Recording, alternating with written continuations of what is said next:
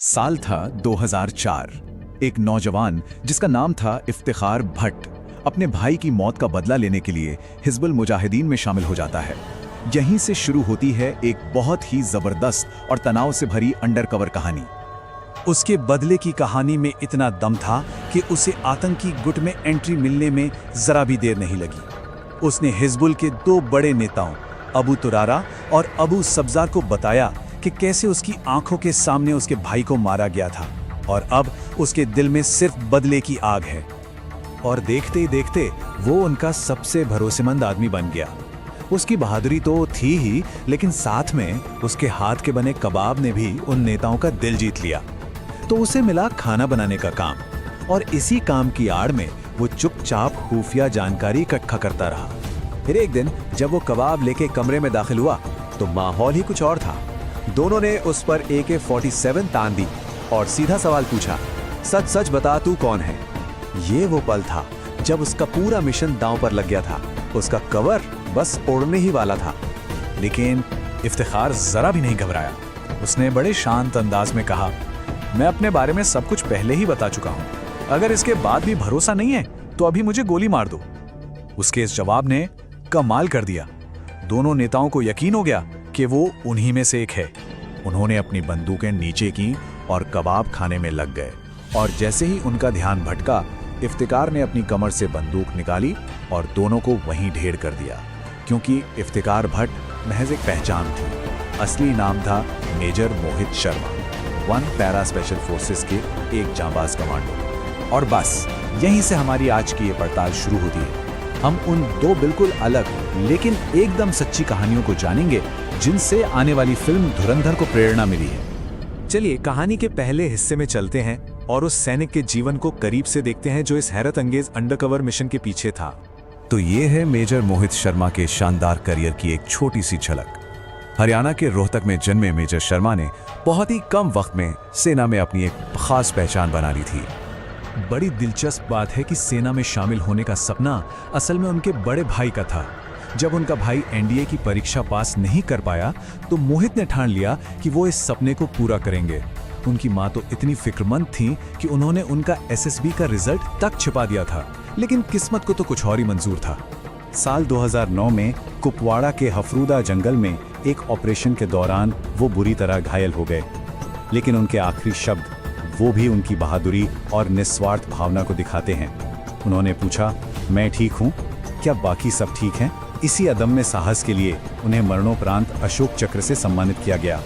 तो अब एक नेशनल हीरो की दुनिया से निकलकर हम एक बिल्कुल अलग और बेहद हिंसक दुनिया में चलते हैं।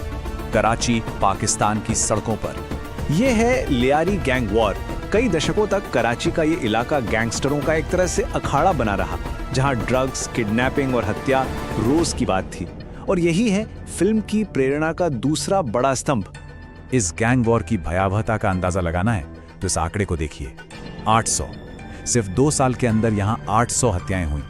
पूरा इलाका हर वक्त गोलियों की आवाज से गूंजता रहता था। इस अंडरवर्ल्ड पर कुछ बड़े नामों का राज था। सबसे पहले रहमान डकैत, एक खतरनाक गैंग लीडर जिसके बड़े बड़े पॉलिटिकल कनेक्शंस भी थे। फिर था हाजी लालू, जो कभी रहमान का गॉडफादर था लेकिन बाद में उसका सबसे बड़ा दुश्मन बन गया। हाजी लालू का बेटा अरशद पप्पू, वो भी अपनी क्रूरता के लिए जाना जाता था। और आखिर में उजैर बलोच, जिसने रहमान की मौत के बाद उसकी गद्दी संभाली। यही वो नाम थे जो लियारी में हिंसा की आग भड़का रहे थे। इस लड़ाई में क्रूरता की कोई सीमा नहीं थी। उजैर बलोच ने अपने दुश्मन अरशद पप्पू को मारने के बाद जो किया वह सुनकर रोंगटे खड़े हो जाते हैं। उसके सिर को काटकर उससे फुटबॉल खेला गया और उसके शरीर को नाले में फेंक दिया गया। यह दिखाता है कि यह लड़ाई कितनी ज्यादा बर्बर थी। अब लियारी की इस अराजकता को खत्म करने के लिए जिस कानून के रखवाले को भेजा गया वो खुद भी किसी धुरंधर से कम नहीं था। SSP असलम चौधरी का तरीका एकदम सीधा था। लोहा लोहे को काटता है। उन्होंने गैंगस्टरों से उन्हीं की भाषा में बात की। जहां गैंगस्टर डर और क्रूरता फैलाते थे, वहीं चौधरी एनकाउंटर करके जवाब देते थे। वो मीडिया के सामने खुलेआम गैंगस्टरों को खत्म करने की धमकी देते थे। चौधरी ने एक खास लियारी टास्क फोर्स बनाई और गैंग्स का सफाया करना शुरू कर दिया। 2009 में उन्होंने सबसे बड़े गैंगस्टर रहमान डकैत को एक एनकाउंटर में मार गिराया। लेकिन इस जंग की कीमत उन्हें भी चुकानी पड़ी। 2014 में एक कार बम हमले में उनकी हत्या कर दी गई। चलिए अब आगे बढ़ते हैं और देखते हैं कि असल दुनिया के इन किरदारों को आने वाली फिल्म में कौन निभा रहा है और कहानी में कौन-कौन से दूसरे अहम किरदार शामिल हैं। तो अब आते हैं सबसे दिलचस्प हिस्से पर। देखिए कि फिल्म में कौन क्या बन रहा है। रणवीर सिंह मेजर मोहित शर्मा की भूमिका में हैं। अक्षय खन्ना बने हैं खूंखार गैंगस्टर रहमान डकैत और संजय दत्त निभा रहे हैं सुपर कॉप असलम चौधरी का किरदार। और तो और माधवन भी हैं जो अजित डोभाल से प्रेरित एक किरदार में नजर आएंगे।